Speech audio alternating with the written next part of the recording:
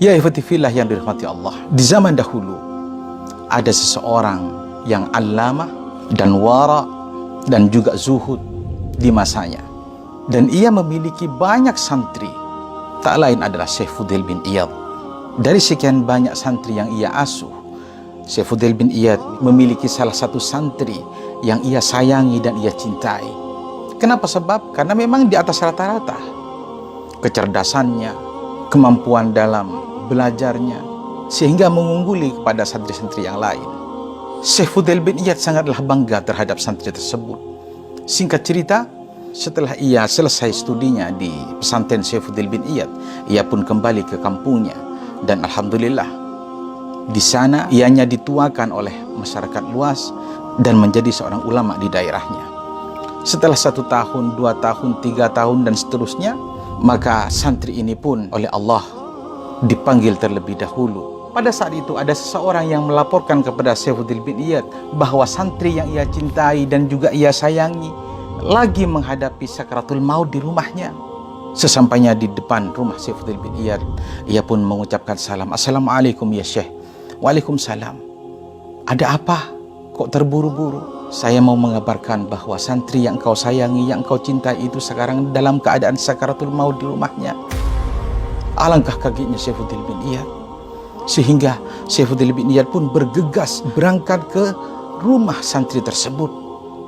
Sehingga setelah sampai di sana, Syekh Fudail bin Iyad pun tidak menunggu lama, ia pun langsung membacakan surah Yasin untuknya.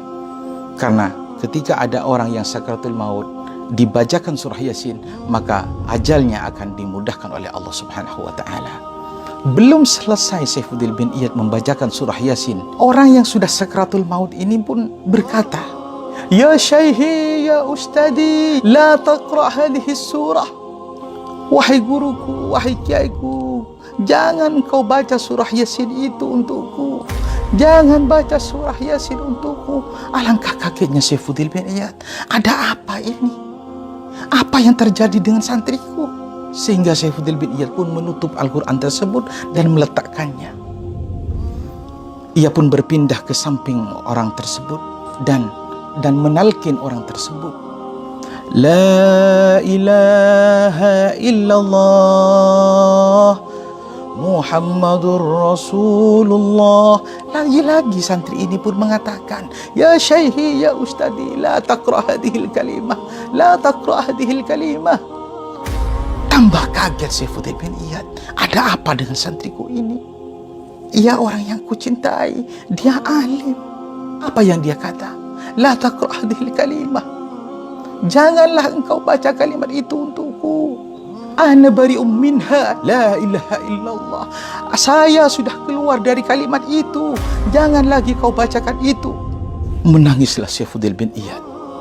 Sehingga tak lama dari itu, santri itu pun menarik nafasnya yang terakhir. Syekh Fudail bin Iyad pun keheranan sambil menangis terseduh-seduh. Dan ia pun lari ke rumahnya, meninggalkan santrinya tersebut. Sampainya di rumahnya, Syekh Fudail bin Iyad pun masuk ke kamar dan mengunci dari dalam. 40 hari 40 malam tidak keluar sama sekali ya ikhwan. Keheranan, ada apa dengan santriku? Di dalam pengasingannya Syekh Fudail bin Iyad, di suatu malam ia pun bermimpi bertemu dengan malaikat yang menyeret santrinya untuk diceburkan ke dalam api neraka. Wal'iyadzubillah. Sehingga Syekh Fudail bin Iyad pun mengejarnya dan ia pun menghalangi malaikat tersebut. Apa yang beliau katakan? Wahai malaikat Allah, tunggulah sebentar. Ada yang ingin saya tanyakan kepada santriku ini. Wahai santriku, ada apa denganmu? Kenapa kau berakhir dengan seperti ini? Apa yang kau lakukan saat di dunia? Padahal engkau adalah santri yang kusayang. Padahal engkau adalah santri yang paling kucintai dan sangat membantuku dalam syiar Islam. Apa yang ia katakan ya ikhwan? Ya Syekhi, ya Ustadi, samihni. Maafkanlah aku ya Syekhi. Maafkanlah aku wahai guruku. Aku seperti ini karena ulahku sendiri. Apa yang kau lakukan pada saat kau hidup? Ia berkata, aqulu lakum bikhilafi ma aqulu ala ma ashabi. Ketika aku bicara di depanmu dengan di depan orang banyak, aku tidak sama. Yakni santri tersebut ketika bicara di depan Syekh Fudail bin Iyad engki, iya kiai, iya guruku. Tapi ketika di belakang Saifuddin bin Iyad, apa yang ia katakan? Ketika ditanya oleh seseorang, bagaimana Saifuddin? Saifuddin bin Iyad itu apa? Aku lebih alim daripada Saifuddin bin Iyad. Yang nyata-nyata ilmu yang ia serap, ilmu yang ia dapat dari Saifuddin bin Iyad. Faham toh? Yakni su'ul adab kepada guru, tidak hormat kepada guru. Justru ia merendahkan kepada gurunya. Wal'iyadu billah. Ianya mati tidak membawa iman kepada Allah Subhanahu wa ta'ala. Faham toh? Hati-hati dengan ulama, hati-hati dengan guru. Jangan sampai ada rasa iktirad dalam hati kita.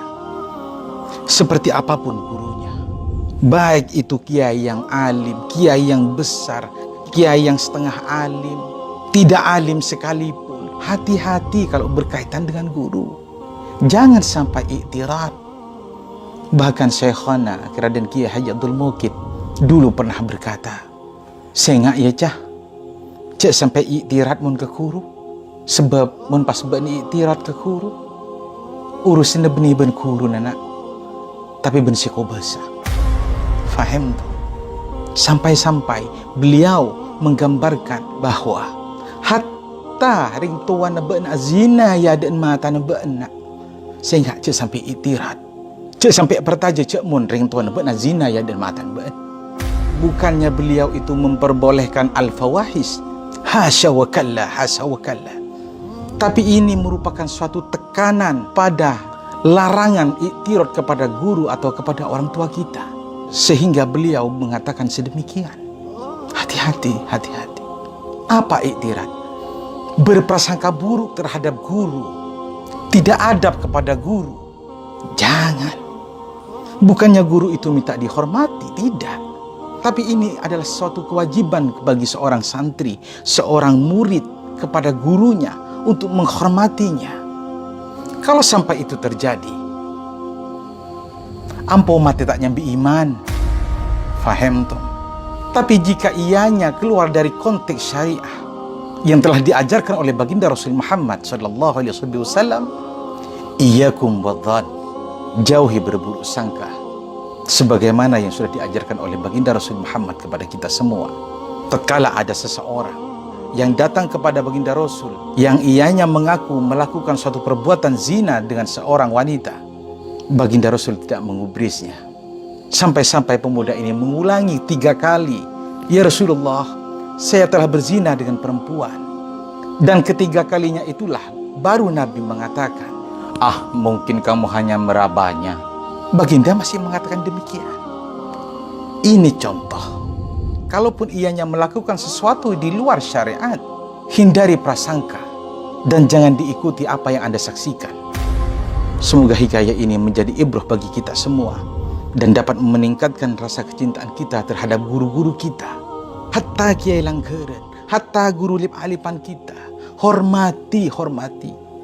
Karena ianya sejajar dengan kedua orang tua kita. Faham tuh? Mimpi kita akan mendapatkan ilmu yang nafi kalau kita sudah iktirad sama guru kita. Semoga hati kita dijaga oleh Allah dari hal yang sedemikian. Karena beliau-beliau kita dapat membaca Al-Quran. Karena beliau-beliau kita kenal akan nahwu saraf. Karena beliau-beliau kita tahu akan ilmu fikih dan lain-lain. Subhanakallahumma wa bihamdik, asyhadu an la ilaha illa anta, astaghfiruka wa atubu ilaik. Saya Widad Abdullah. Assalamualaikum warahmatullahi wabarakatuh.